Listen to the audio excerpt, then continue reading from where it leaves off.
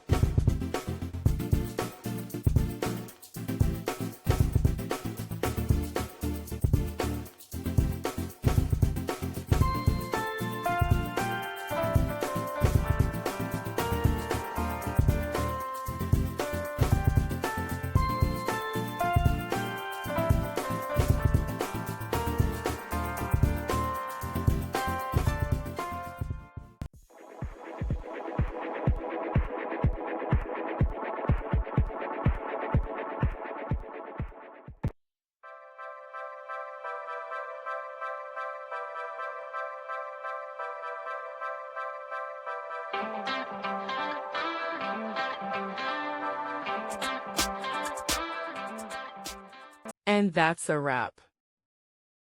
I hope you found the answer you were looking for. If you did, take a second to hit that subscribe button. It really helps out. And let me know in the comments which solution worked best for you. See you next time in the debug zone.